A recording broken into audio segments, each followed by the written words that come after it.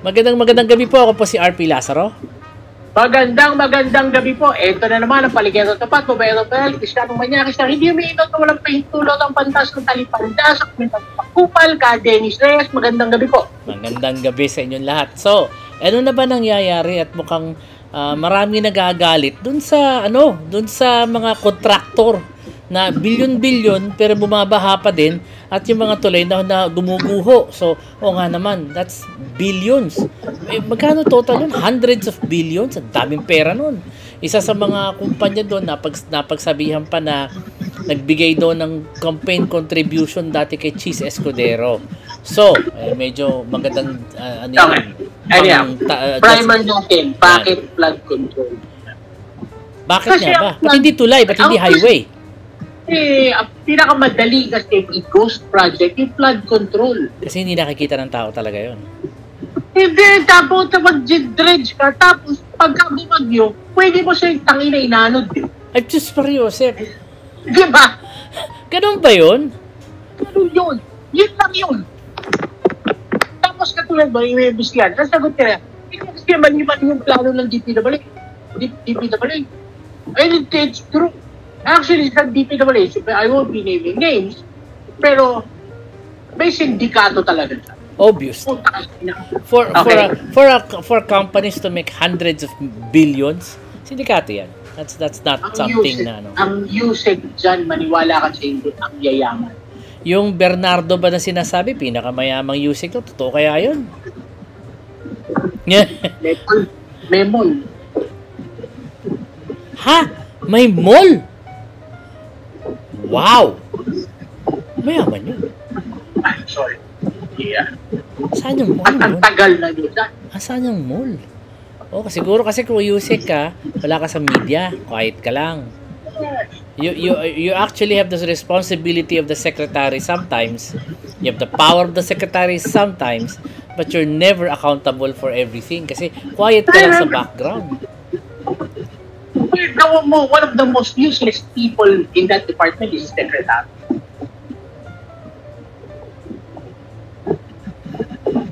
Puno criminal yan. DPWH eh. Tangina mo nung umupo naman si Boron. Galing kay Mark Villar, wala namang pinalitan dyan. Ang regional operations, USEC for regional operations in the Visayas, NCR, and Region 4B. Aba, very specific. Visayas, NCR, and Region 4B. Yun ang kanyang teritoryo. Wow. Dati pala siyang bata ni Erap. Yes. Doon siya sumikat. When she started with Erap. Oo. City engineer on secondment status. I don't even know what that means. Ibig sabihin, pinahiram lang siya. Kasi second belt lang. So, ibig sabihin, hindi yun ang actual position niya. Pinahiram lang siya doon. Kakatapos na ng birthday niya, August 7. Tiga Bulacan pala tong mamang to. Nasaan ang mall niya? May mall siya. Basta maghanap kayo. Tingnan natin kung alam ng internet. Sabi na nagmamanage ng ng collection ng mga marami negosyo yan. Collection ng mga palengke. He is also the focal person of the Comprehensive Social Benefits Program and Dangerous Drugs Board. Sa mga ganyang benefits program, maraming pera dyan eh. Sa totoo lang.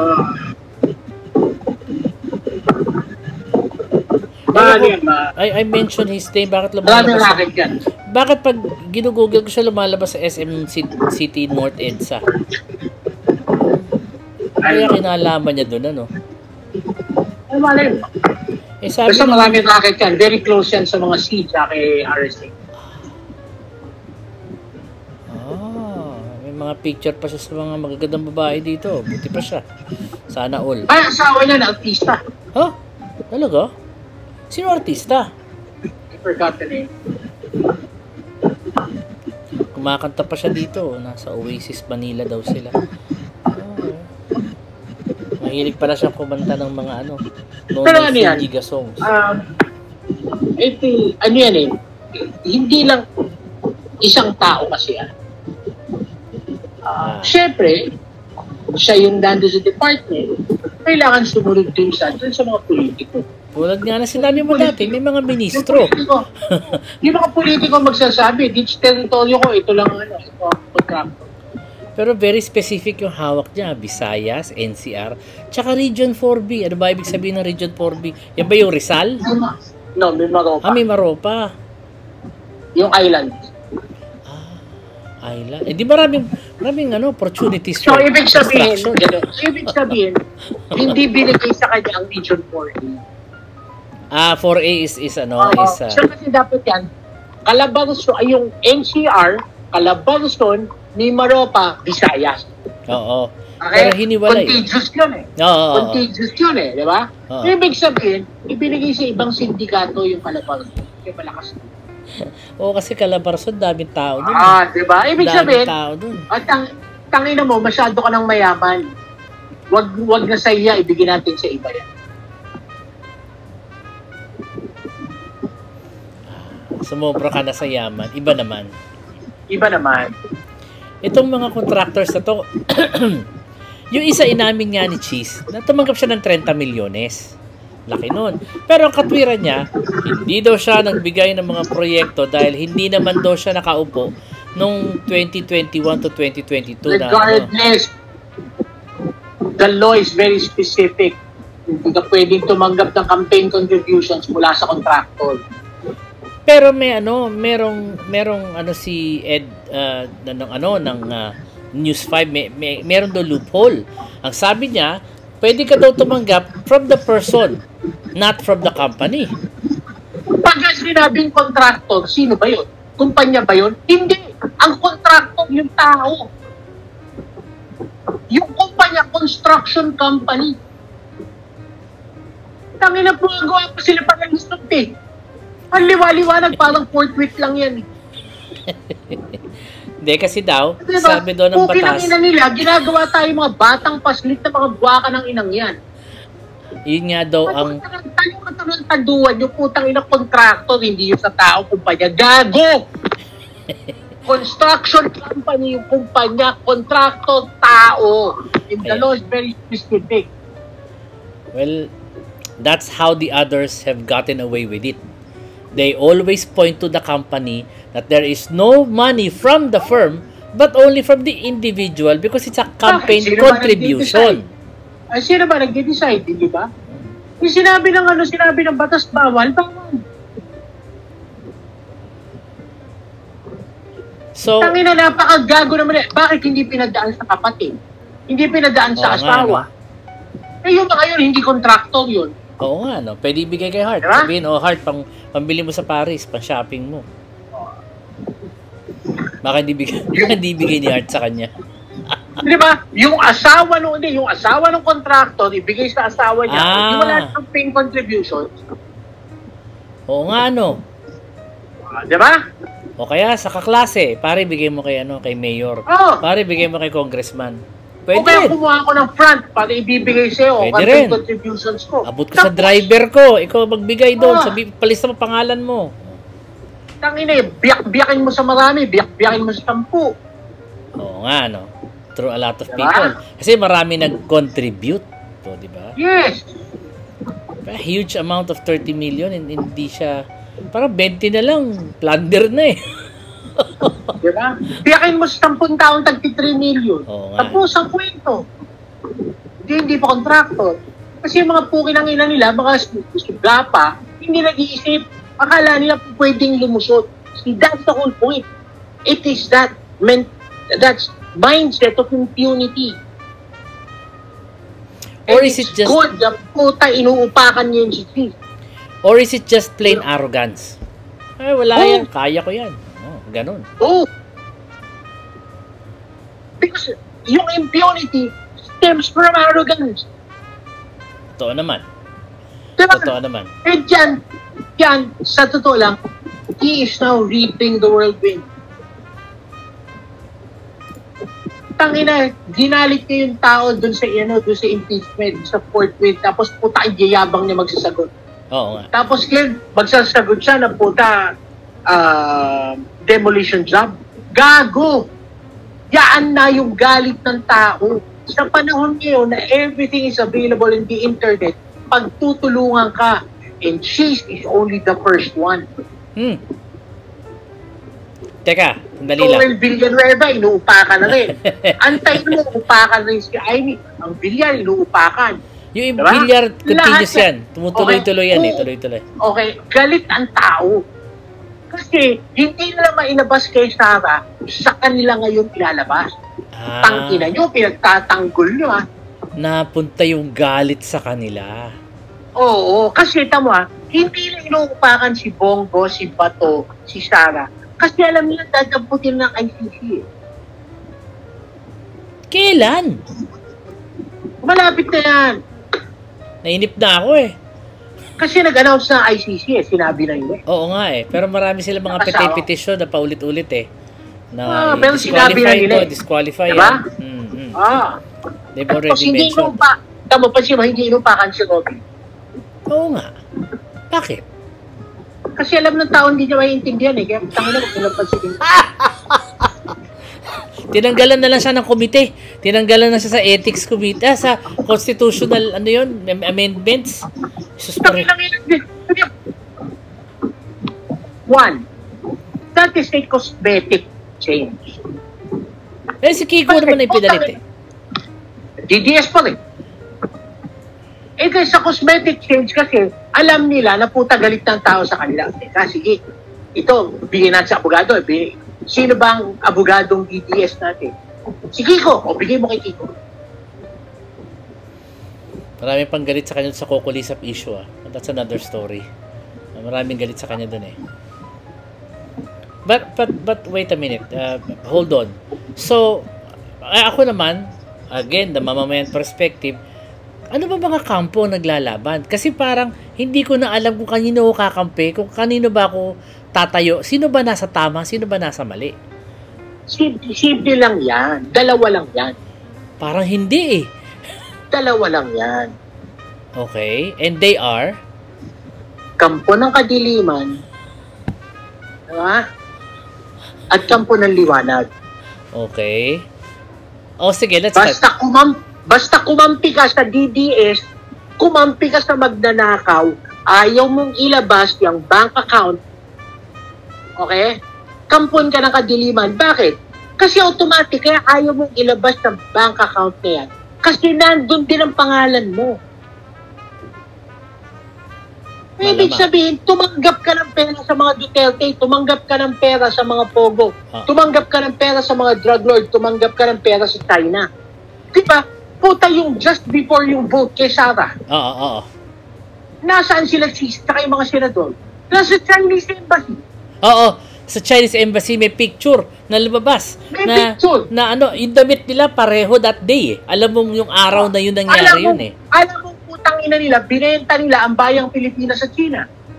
Totoo yun. Hanapin ko yung picture na yun. Sama na si Wang Xilian.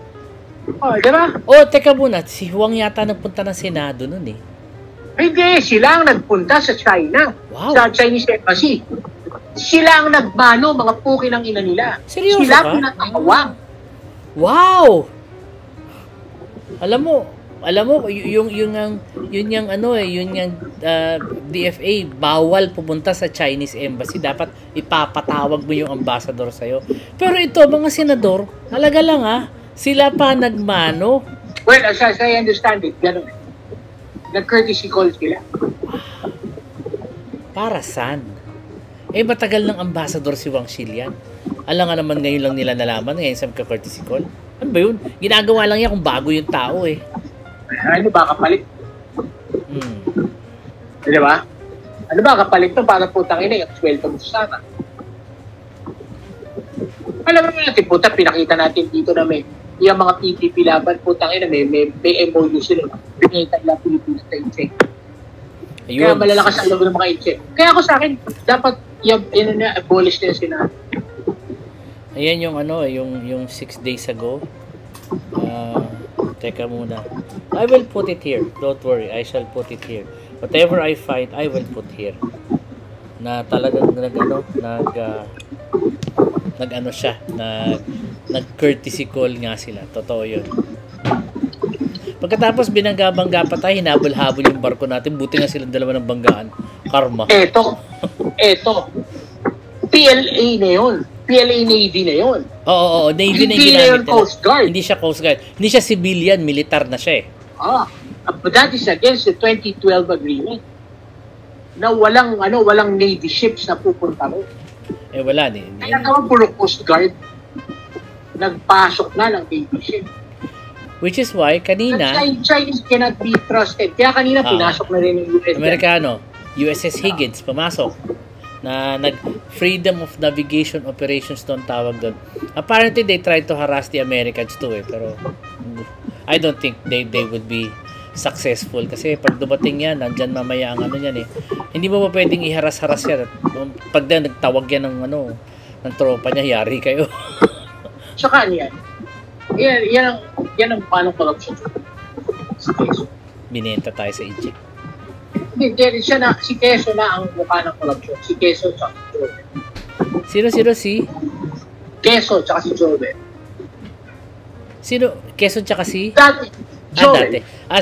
Guys, si Jovel, Dati si Digong ang mukha ng corruption. Wala, nakakulong na eh. Tapos naging Sara. Sara naman was always corrupt. Even when she was in Davao. Alam naman ng tao yun eh. Pero ngayon, ang pa mukha siya ng ng sheriff corruption nun. si Quezon. At marami, lahat ng mga senador upakan. Ngayon nila inaani ang galit ng tao. And sa akin, to spontaneous, bukal. And ako tingin ko dyan, it is an eventuality, but it is all yan sila. Let's Because go. they're useless. They have no use. Let's go with this for a while though. Assuming na if you look at the news, maraming dinisqualify si Comelec, mga nakaupo, mga nanalo na. 'Di ba? Mga nakaupo nanalo na, natanggal. Like si Joey. Hindi sa Senado hindi matatanggal yan. You know why? Bakit? Kasi may standing rule sila na kapag pinroclaim ka na, only the Senate Electoral Tribunal can remove you. Kaya nga kahit si Jovel na may perpetual disqualification since 2010, hindi matanggal-tanggal. May perpetual disqualification pala si Joel Villanueva? Yes! Pero dahil hindi siya pinatatanggal na siya, nakaupo pa rin siya. Ginawa pang Barker. Barker sa Senado. That's why the Senate should be dissolved. Should be. Yes. Not only not only is the Senate useless, but in fact, it is now a protector of corruption. Because they themselves are very corrupt. They themselves. Tama na yung mag-unicameral na tayo. Yan ba yung 19 ba sila o 20? 19. So, walang pupuntahan yung tira na yon. Kay Cheese, walang pupuntahan yon. Walang pupuntahan yan. Dudurugin lang ang pagkatao. Kaya naglalabas ng galit ang tao. At hindi titigil yan hanggat hindi natatanggal ng sila. Hanggat sagot si Cheese, hindi titigil. Tsaka alam mo, ang hilig niya mag-press con, you should really, clam up. Tama na. Magbigay ka na ng statement, huwag ka na magsalita kasi nagbumukha siyang guilty lalo eh. That is Cheese. That's character too. Oo nga. Arrogance. Kahit noon pa, house pa lang yan. Arrogante na. Oo, kaya nga di ba nag-away-away siya? How was the father? Satayin mo, uupakan din siya, uupakan din si anak kayo. Punta maglalabas ang lahat ng Cheese. How was the father ni Escudero? Diba, isa yan sa mga ministro ni Marcos. Kala mo, nakalimutan ko yun, ha? Ministro ni Marcos yung tatay noon. Naging congressman din nun, Sunny Escudero. Yung tatay? O assemblyman, panahon na yun eh. Hindi, naging congressman. After Cory? Yes. Ano bang posisyon niya dati? Pero alam ko, not exactly the best. When she's first ran for senator, ang congressman tatay. Yung pwesto ni Cheese sa Congress, minala niya sa tatay. Ayun. Ngayon, kapatid niya. Ayun, Salvador Escudero, the father. Minister of Food and Agriculture from 84 to 86. Secretary of Agriculture from 96 to 98. Talaga palang binigyan ng posisyon, ano? Wow. Tapos yun na tama ka, congressman. Hanggang 2012. Interesting.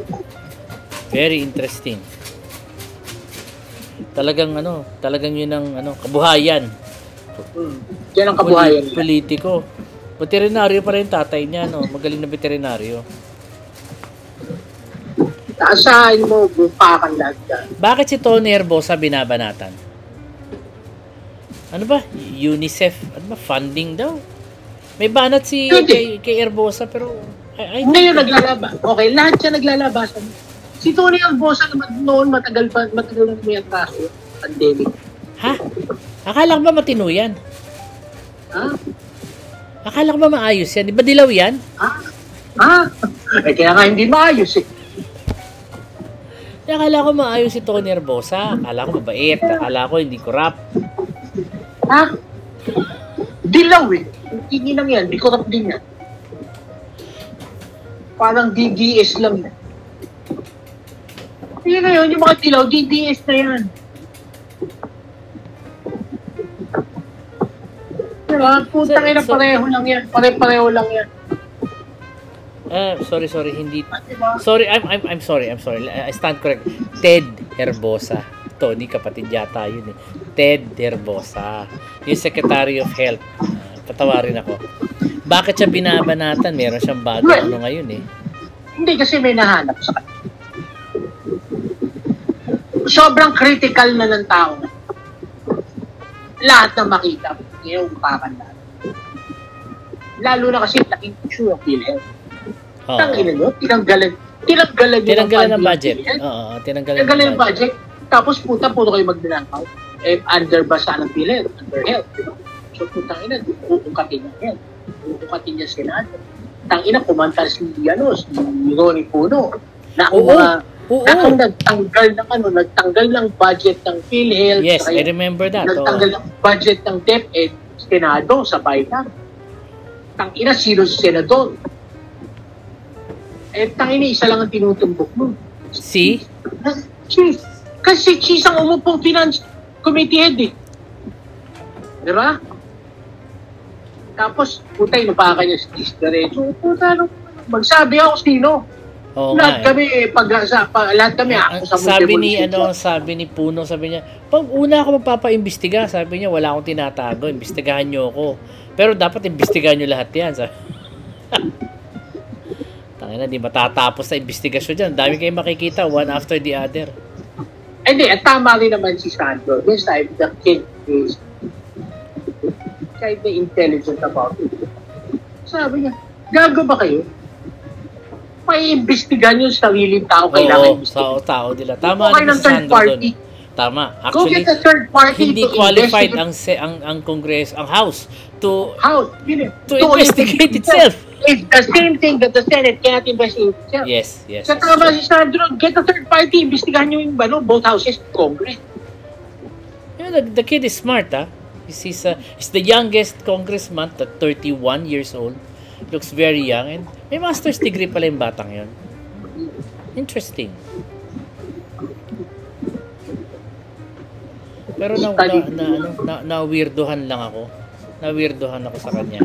Sa mga nangyayari. Kasi, tinan mo, manunood ka ng balita. Makita mo, bida natin si Ted Herbosa, si Cheese, sunod-sunod. And then Toby Tiangco is also, firing at his, ano ba yun?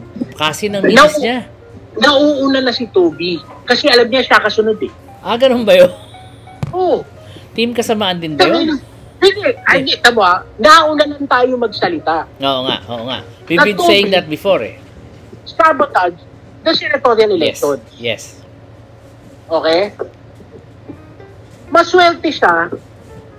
nananahimik si Abby, si Pacquiao, tsaka si Pena kahit galit sila. Oo nga. Hindi nga sila nagsalita. Okay. Wala silang sinabing kahit na ano. Talo talo. Sige. Oo. Kahit galit na galit sila. Okay? Sipin mo sino nanalo sa alyansa. Si Camille tsaka si Ivy. Yung mga taong nagsarili. Oo, yung bumukod. Yung bumukod. Oo. Puta sa ka nakakita ng kampanya. 2 weeks before election, naglabasan ng campaign material. Tangin na saan ba ikakapit doon? Saan ka nakita sila ng election? Walang campaign, walang jingle. Walang slogan. Walang slogan. Walang slogan. And he of all people knows that. Na how important it is. Samantalang bago mag-start ang campaign, they had the moral ascendancy. Yeah. Mabango sila lahat dun eh.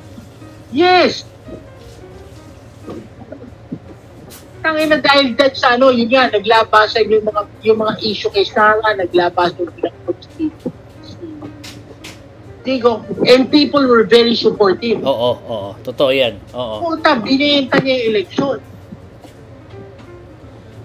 Hindi ako makapaniwala. Ang tanong doon is, silent DDS. Sabi ko, lumalabas katulad na Senado. Mukhang ganon. Looks like it. Tapos ang balita, unaccounted yung budget, yung pondo. 20 billion yun, ano? Pondo ng senatorial election. Unaccounted. Hindi niya raw malibre. Ang tanong ko dito is ito.